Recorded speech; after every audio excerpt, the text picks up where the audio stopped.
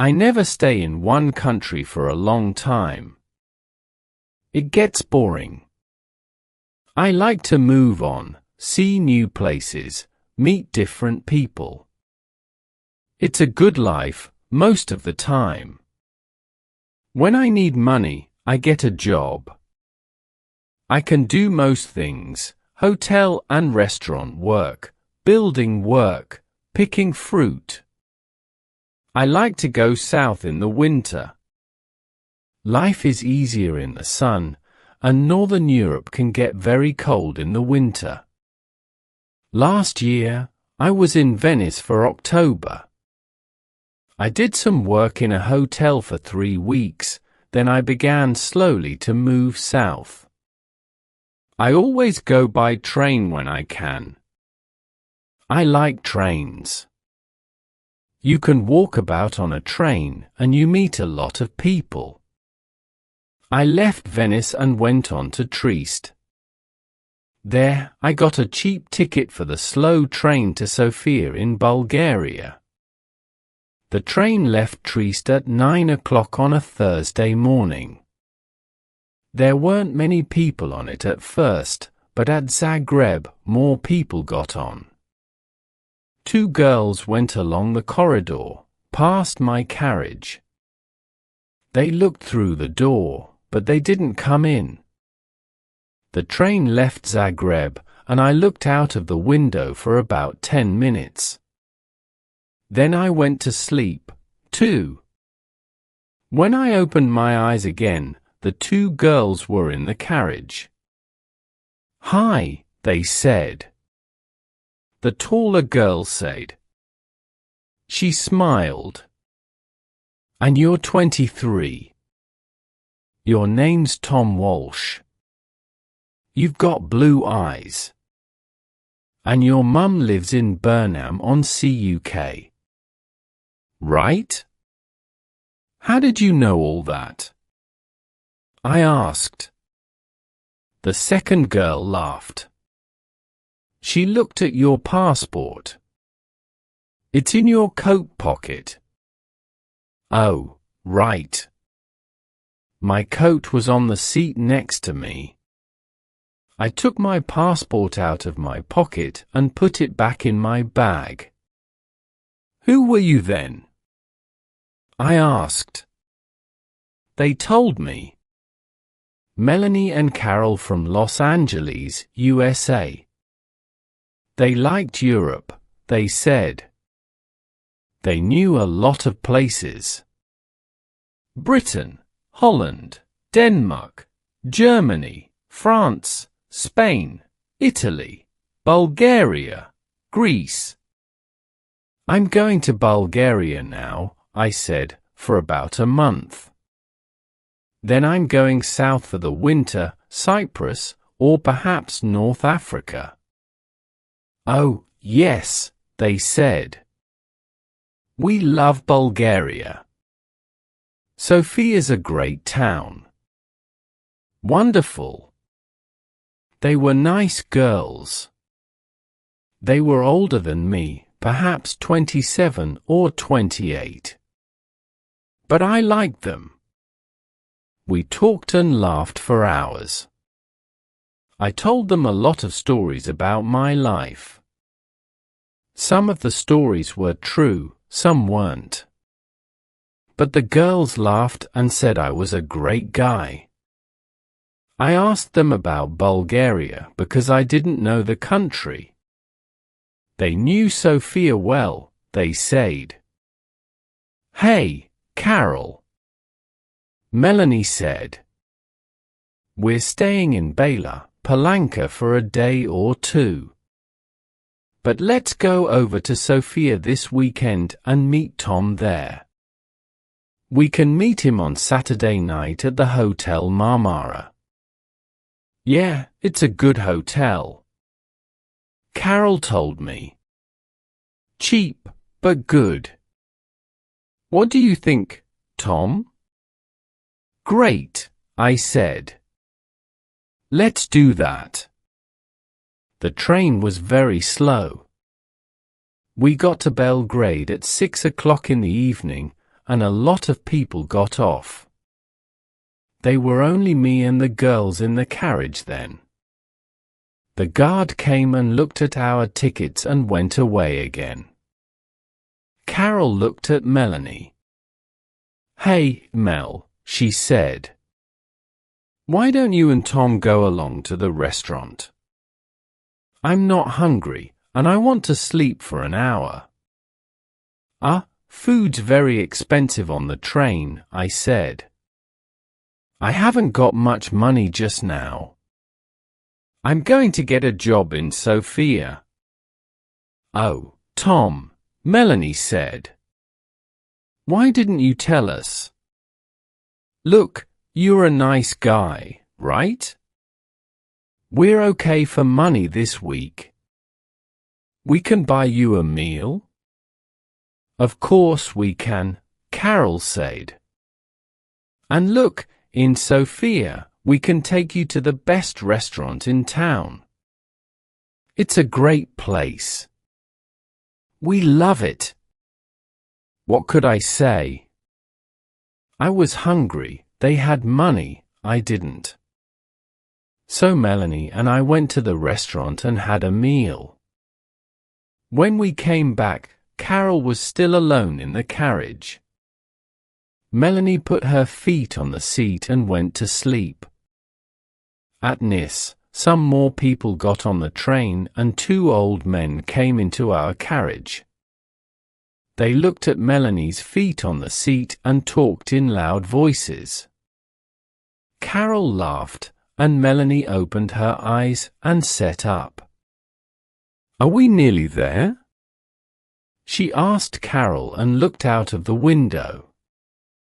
"Yeah, about half an hour, I think." "Why are you getting off at Bela Palanca?" I asked. "What are you going to do there?" Melanie smiled. "Find a cheap hotel, meet people, take a look at the town, you know.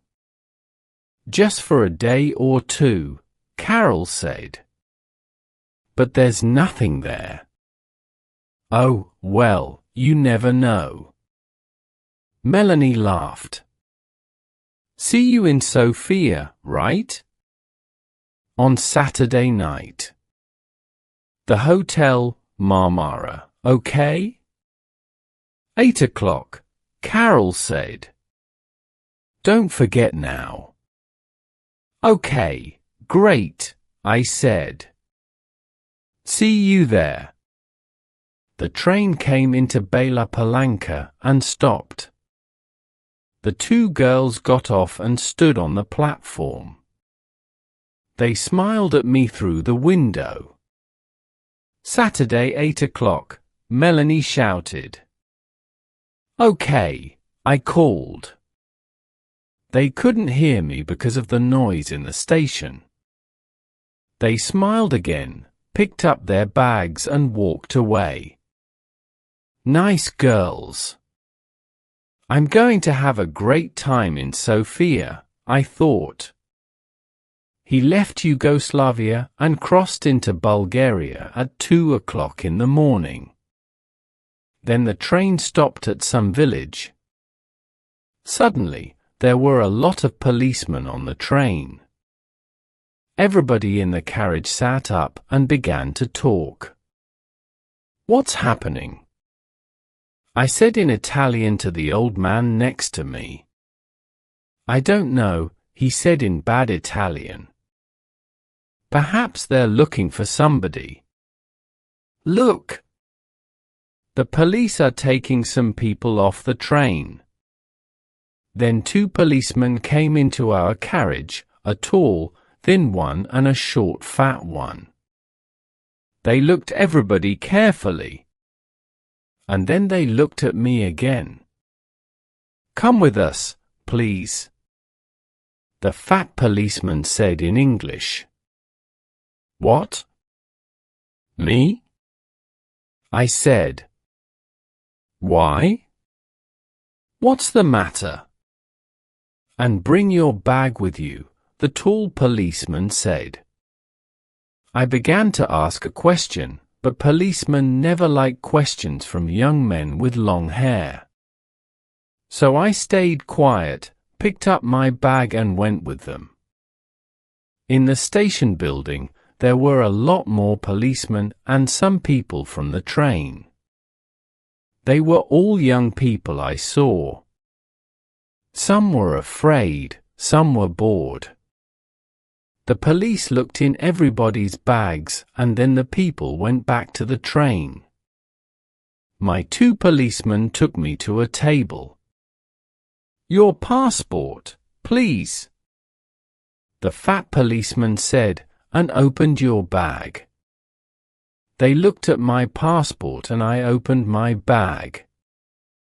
There was a young policewoman with red hair at the next table. She had a nice face, so I smiled at her and she smiled back. "Aha!"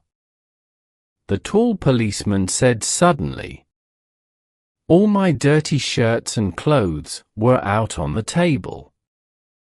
The policeman picked up my bag and turned it over. Onto the table, out of my bag, fell packet after packet of US American dollars. $50 notes in big packets. A lot of money. My mouth opened and stayed open. I couldn't find my voice. I was suddenly a very interesting person and a lot of police ran up to our table and stood behind me.